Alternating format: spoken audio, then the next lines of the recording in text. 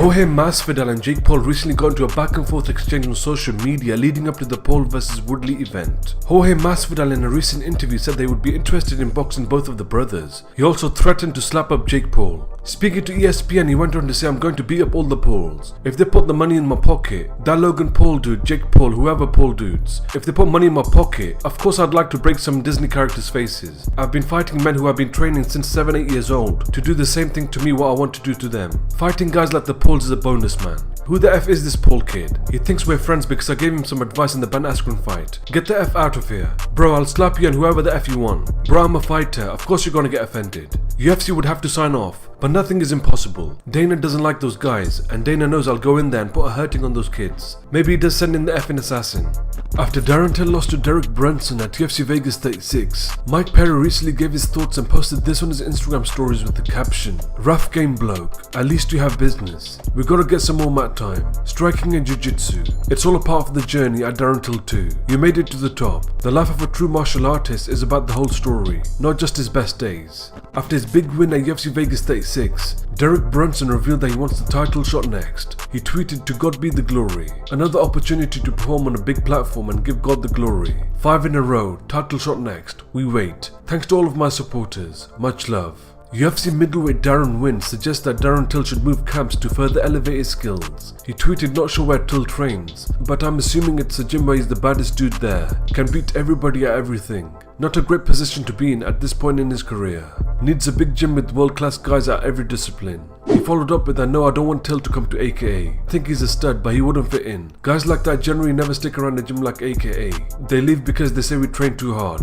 After Khalil Rountree Jr. defeated Modestus Bukakas via TKO by an oblique kick, Kelvin Gastelum reacted and believes that the technique should be banned. A fan tweeted, "Oblique kicks don't make much sense to me. Athletes are getting seriously injured, resulting in longer layoffs. Companies paying for surgeries and rehabs." Kelvin Gastelum replied back saying, "Agreed. This strike should be illegal. It's a career ender. Who can we talk to about this at UFC? This in no way is a knock on Rountree. His performance and execution was great to watch, but this strike should be addressed." Khabib Nurmagomedov has received a lot of heat for saying that the UFC ring girls are useless and unnecessary in the sport. UFC ring girl Arianny Celeste recently made a lengthy statement responding to Khabib. She posted this on her Instagram with the caption, "I've worked over 15 years in this industry and learned it's easy just to simply not care. For 15 years we have been more than just ring girls. We have dedicated time in promoting the UFC and showing love and time to our die-hard fans through touring the world and personal appearances. And while the world is very different right now, I can still feel that energy and love every time we have a show with an audience. It's taken me 15 years of hard work, dedication and time to be a badass, independently wealthy female, a real estate investor, an owner of not just one but 3 homes properties, one located in LA, which is expensive AF, and a female who's not afraid to take risks and build for my future.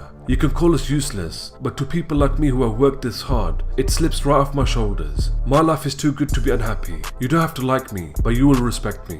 Last but not least, please tell me why reporters have nothing better to talk about than ring girls. There has to be way better things to ask about." Next subject. En route on a very special trip to AEW Chicago All Out with some special guests. And who's that guy? You mind?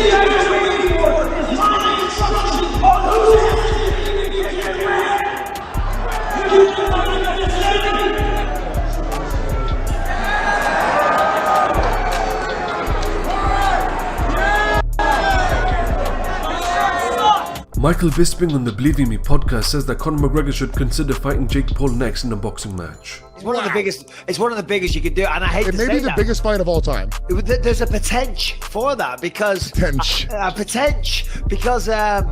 who was I talking to yesterday? Oh, it was someone about the potential pay-per-view buys of this thing, and they were like, "Well, he's not going to get that many," because the person I was talking to said the amount of money Tyrone might make if it does X amount of pay-per-view buys, and someone else I was talking to said he's not going to do that many. I said, "Well, I don't know," and I know that this isn't how it works. Just because I have 1.9 million people follow me on Instagram, that doesn't mean that when I do something, I'm going to have 1.9 million sales.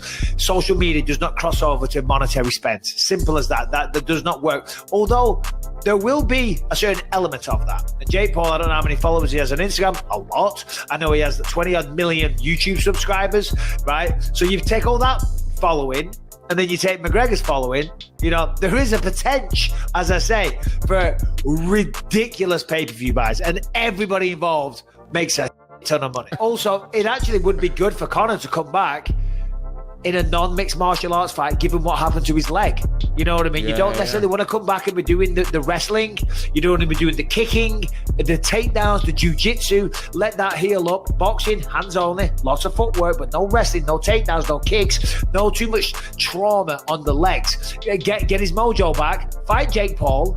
You know, get the dust off the cobwebs, get his mojo back, and then come back to the UFC with an extra $150 million, $200 million in his bank account. I mean, that's not a bad scenario, actually. In fact, if I'm Conor McGregor, that's what I'm doing.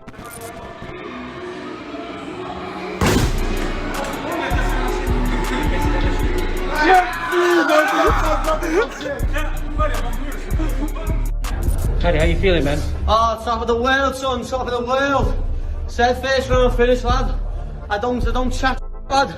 I tell it how it is. We don't do it buts or maybes, lad. We do absolutes. Give me even a few nice leg kicks. I'll give him this view. Justin Gaethje on Sirius XM says that he was bitter when Michael Chandler got the title shot against Charles Oliveira. He also discusses his new contract with the UFC.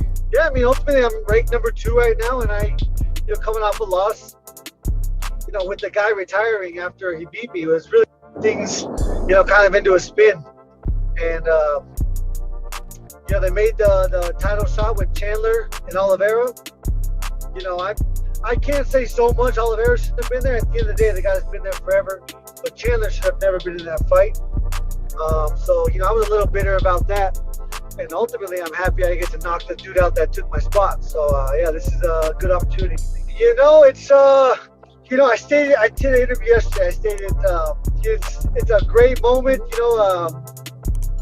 really proud of myself. Ultimately, though, it's not any more security than I had before because, they could get rid of me at any point.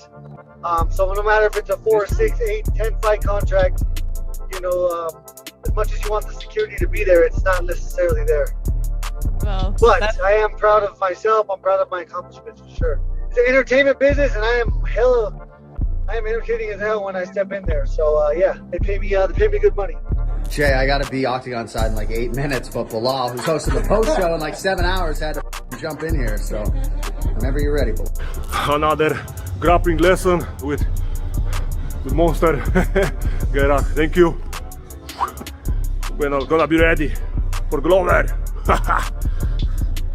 You'll be here right back.